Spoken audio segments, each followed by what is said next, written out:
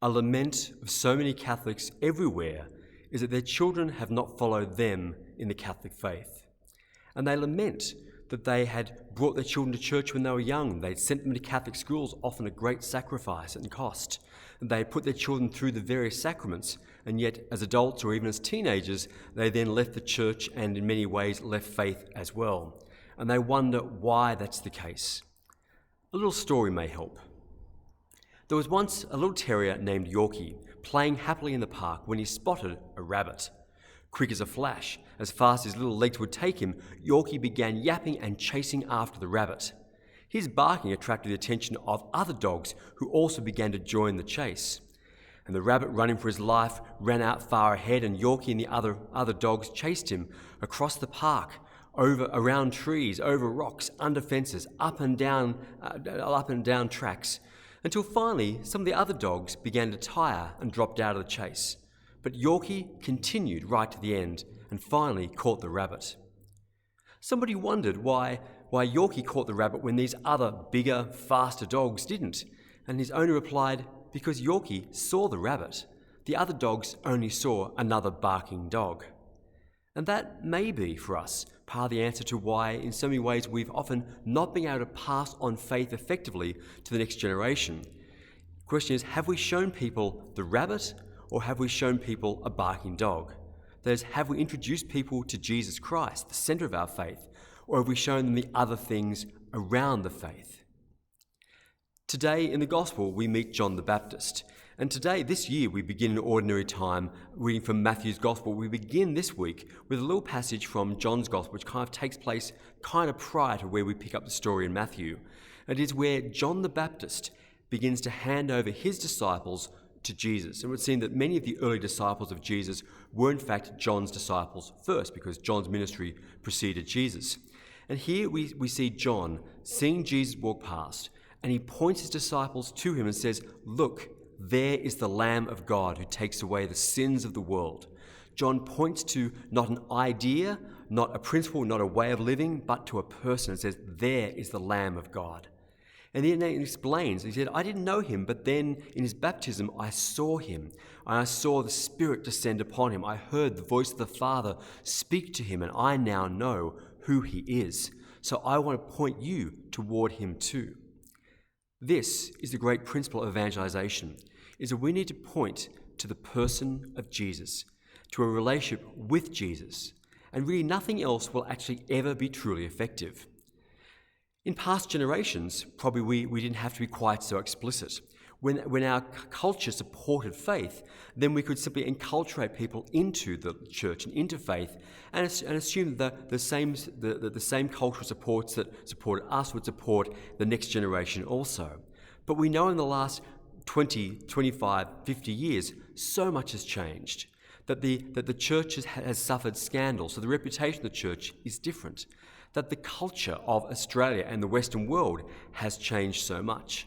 There's far more doubt and questioning, and much less trust in authority and institutions than there used to be.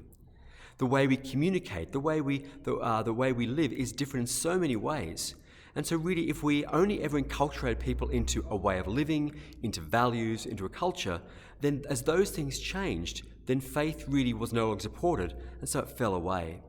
And we must expect, well, we should expect and should anticipate, the next 20, 25 years will see the same huge cultural shifts in ways we cannot even anticipate yet.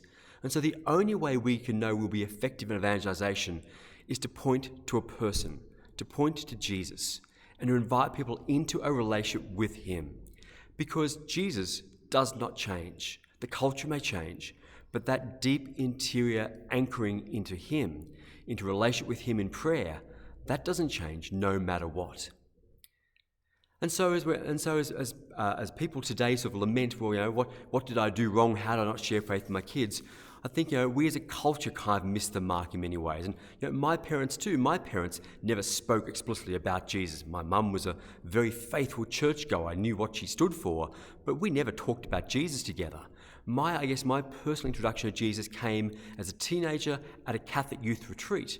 And I'm so grateful that I went to that, because although I had a wonderful grounding and support and a good stable family life that helped me then to follow on, I had to meet Jesus for myself. I had to have young people who said, let me tell you about my relationship with Jesus, what he means to me, what it's like for me to pray, what it's like for me to feel close to him and filled with the Spirit, that made me then see the rabbit, to see Jesus and want him for myself.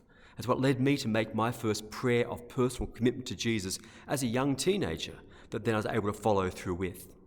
That's what we need to do today. We need to be able to introduce people to Jesus and to speak personally of him, of our love for him, what it's like for us to be in relationship with him. And for that, we have to actually have that relationship with him ourselves. Many of us probably have that, but more implicitly.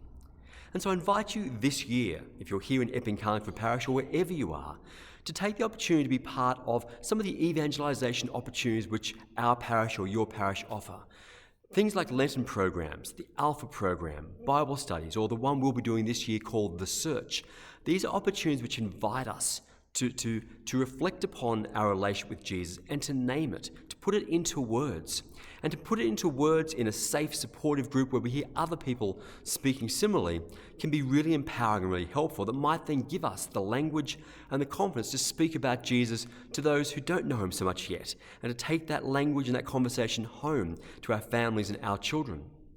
Likewise, if you're not quite sure you have that relationship yet, these groups, The Search, which we're beginning in February, or other similar programs, these are great ways for us to hear from others and be inspired and pick up the invitation of faith.